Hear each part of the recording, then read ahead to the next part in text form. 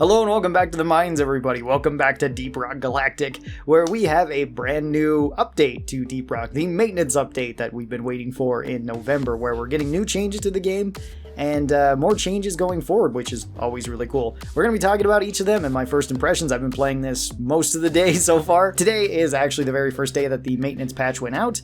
It will be going out next week for consoles, so for anybody on Xbox or PlayStation, all of this information will be hopefully up to date within a couple of days. Hopefully they don't change anything too much, although it seems like every time I do one of these videos they change things, so whatever I said is not fully accurate when this actually goes live. So starting out, you can actually now toggle off the seasonal content, which is pretty cool, so long as you've hit level 100 in the season. If you haven't done that, then the season will always be on. I think the reason why they did this is so that new players don't accidentally get this game, see that there's a toggle button, turn it off, and then don't understand why they can't get any more points and think that it might just cause confusion that way. At least that's what I'm assuming. But assuming you already have hit level 100 or the host of your game has already hit level 100, they can toggle off the lithophage. So the map will then change back to the standard map, where there can still be lithophage that shows up, but it's going to be about as rare as something like Rival Presence. So you're not going to see it very often in the game. When it does pop up, you will still have to go through and do the lithophage.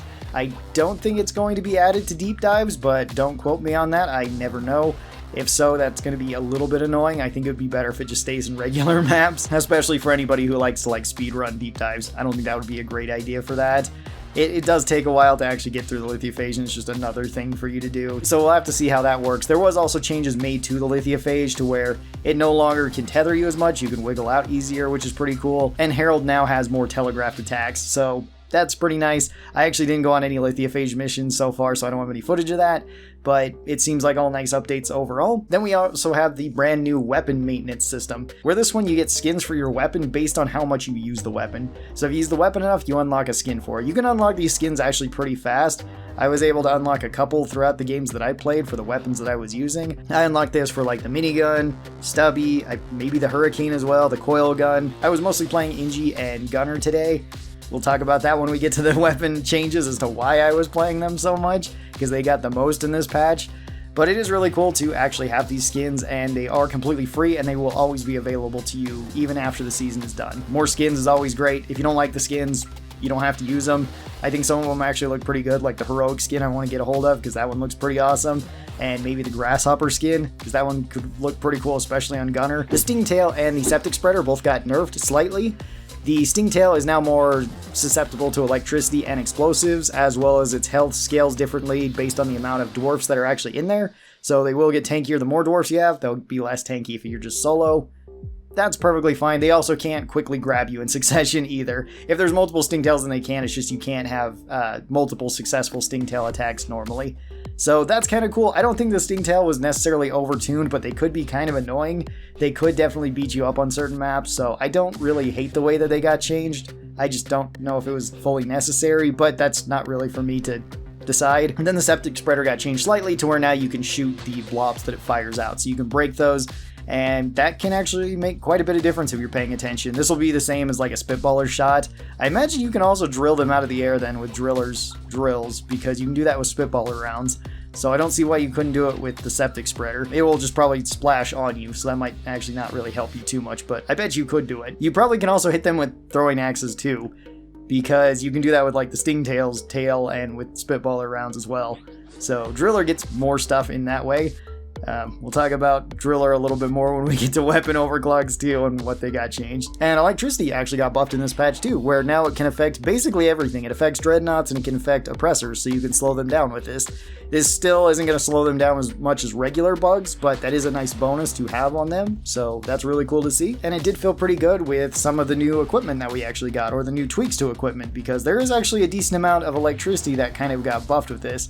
Let's go over the weapon changes, because there's the most of them, and that's what I was the most interested in this patch. So we do have quite a few overclock tweaks. Our very first one is the high voltage crossover for the breach cutter. This is a balanced overclock, and this one got slightly buffed. All it did was make it so that instead of the 4 seconds you have electricity on an enemy, it goes up to 5 seconds. So you can zap things a little bit longer and they're slowed for an extra second. That doesn't really matter on the breach cutter.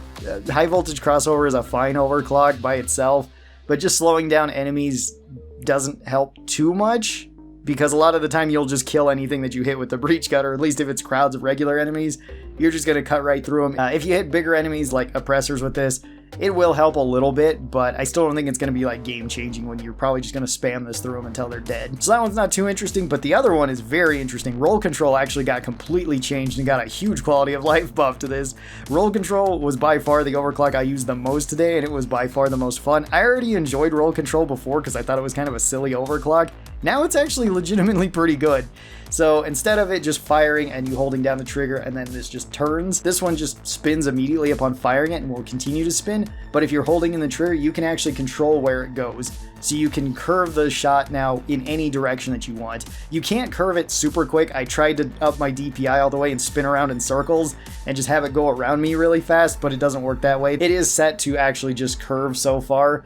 So it's always going to go in whichever general direction that you fire, but you can sweep it around. So the best way that I found to use this is just kind of try to like boomerang it around, so that way you can clear up the most enemies. It feels really nice now, and this doesn't come with any downsides because it's still a clean overclock, which is really cool. And I think it's a really, really cool idea to change the overclocks like this, because I don't like overclock changes that are just strictly numbers. They can be good in that way, but if they dramatically change the thing to be a lot more fun, a lot more engaging, get you to do a whole lot more things, I'm going to enjoy it way more than this. So I really like the change to roll control. And then we have one change to the Boomstick. This is with shape shells. It now has a better spread pattern because previously its horizontal spread pattern was a little bit strange. So now it's more compact and you have a new reticle. Now you basically got like your cube with a octagon in the middle of it. That's pretty cool. It did feel pretty good. Shape shells has always felt pretty decent to me on the Boomstick, and it did actually get changed in the last patch as well. I think it was the last patch or the patch before that. So shape shells should be a good one for the Boomstick. I still don't know if it's going to be picked a whole lot, because jumbo shells, special powder, and the new double barrel all kind of vie for attention now, and they're all really good. But hey, another upgrade to the Boomstick's overclocks that aren't being used is nice to see.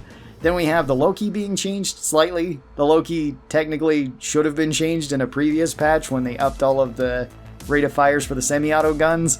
They basically just implemented that into the non-targeting mode of the Loki so you can click it a little bit faster. Cool. That does help against like leeches and a couple other enemies, but a lot of the time you're just going to be using the lock-on mode with the Loki, so this is just a quality of life update for it. Nice to see. Then we have the Coil Gun getting changed, and the Coil Gun got changed quite a bit, at least in terms of mods, and mostly in terms of just the mod numbers, which does help this one quite a bit, because now you can have a faster charge speed on this. You have a wider trail in the tier 5 that increased your trails just overall width, which is pretty cool. Overcharger in tier 2 got buffed heavily. It used to go up to 32 damage, now goes up to 100 damage, which I'm not entirely sure if that's the actual damage amount, because Overcharger was always kind of weird before, but it should be buffed substantially compared to where it was before, which is really cool to see. And in tier 5's Necrothermal Catalyst, this one actually got buffed as well, to where now it has a bigger explosion radius but does less damage, but it can light more enemies on fire. So if you kill an enemy that's already on fire, it should spread to more enemies in the area. This one feels really good, and I do like the effect of it, and it's also nice that this isn't bugged anymore and has like the volume turn all the way up when you actually trigger it.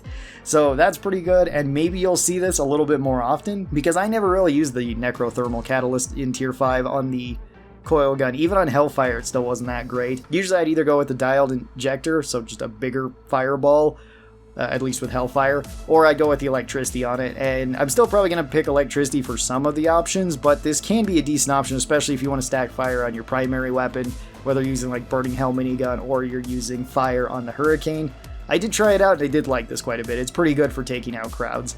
Maybe not my main pick for the Coil Gun, but I will be trying it out more and see if I really enjoy it. Then we have 3 overclocks being changed on the Coil Gun. Hellfire is getting nerfed, which kind of makes sense. Hellfire was already a really strong overclock for the Coil Gun. It just now removes its trail bonus, so it doesn't linger as long. That's fair. The fire lingering for quite a while was pretty strong. And it's kind of funny now that Hellfire's been nerfed twice. I think it's fine where it is now. It's still probably going to be one of your best crowd control options, but I think it's okay. I did try it out a bit, and I didn't notice that much of a difference, at least in terms of how I used it before. It might not be as good at killing like Swarmers on Swarmageddon or something, because it doesn't linger as often. It might not do as well against like Parasites, but everything else it seemed to kill just normally, and usually I'm just using this against crowds, so it felt okay. Nothing too crazy there. A triple tech chamber got buffed as well, which is really cool. Now, after you fire the first shot, the next 2 shots, instead of doing half damage, actually do 75% damage. So it just got more damage on that if you want to keep firing those shots. They still can't pierce through the ground like the first shot can, so you still have to keep that in mind. But hey, a bonus to triple tech chambers is awesome. Especially since it kind of lost out on relevance now that it's not broken and stupidly overpowered like it was with the bug that we had previously. And then backfeeding module also got buffed, which is really cool. Backfeeding module used to nerf your damage. It no longer nerfs your damage, it now just nerfs your trail duration. So your trail duration is 2 by default then. So you have 2 seconds of that, but you no longer have the damage penalty. That is really cool, because backfeeding module was really awesome for just getting you a bunch of ammo, but it did make it very awkward for the coil gun to actually hit certain enemies' breakpoints, where you couldn't kill them as effectively as you could before. So this buff I actually like quite a bit, and the trail duration penalty doesn't really matter because that's more like lingering damage, which isn't going to be as good against like parasites and swarmers, but it will be better against regular bugs that you would want to use this against anyway. And then for the big one, the big gun that got changed in here, at least in my opinion, the coil gun got changed a decent amount, but the big one for me is Stubby got changed, and Stubby actually got a lot of nice quality of life mods for it now. So Stubby now has reduced recoil by default. They did technically nerf the recoil reduction in tier 2, but when you stack both of them, they feel about the same as they did previously, and I honestly couldn't see a whole lot of recoil when I was using the new Stubby, so I don't think Stubby had a whole lot of recoil to begin with, but hey, nice bonus. The hollow points and the conductive bullets both got nerfed, so they don't do as much damage, but both of the damage mods in tiers 1 and 3 got buffed, so if you stack all damage with Stubby, you can actually hit 15 damage, which is enough to one-shot a Swarmer with it, which is kind of cool, and it does make it feel a lot more consistent. The big bonuses are in tier 4 and 5, where it got 2 more mods. In tier 4, it actually got armor breaking. That feels really nice on Stubby. And then in tier 5, it now can have better accuracy. I haven't tried stacking the accuracy with the clean one that gets you more accuracy to try using this at long range.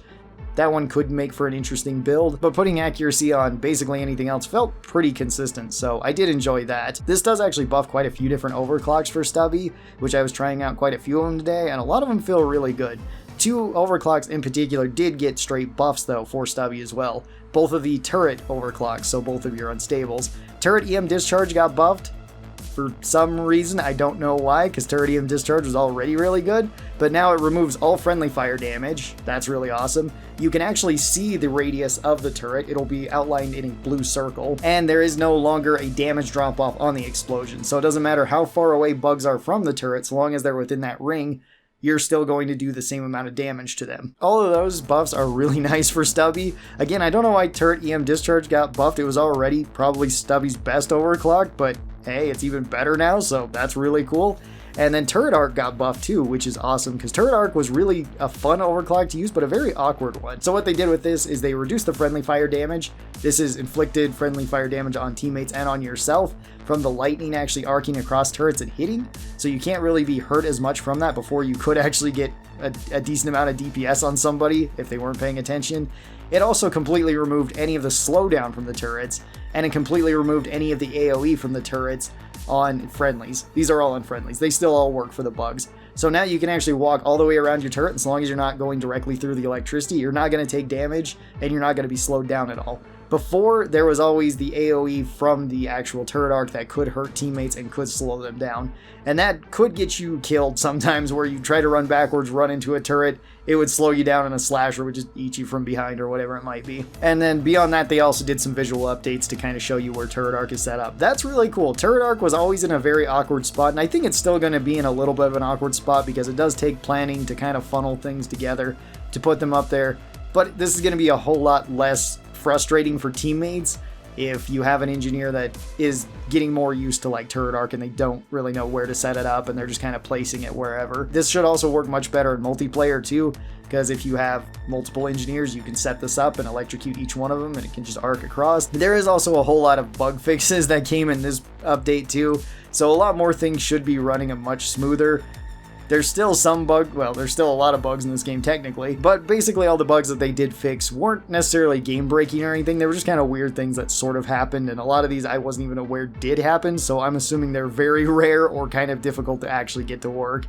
or maybe I'm just oblivious when playing the game. For my initial impressions of this update, I think they did a pretty good update for this. It's really cool that they're still talking to the community, that they're being more open about this, that they're still planning these things out, and we should get even more things with Deep Rock going forward. Tell me your guys' thoughts down in the comments below. How do you feel about this update? How do you feel about Deep Rock? And how do you feel about the new games coming out for Deep Rock? Thank you guys so very much for watching this. I hope you guys enjoyed it, and I will talk to you next time. Bye-bye, everyone!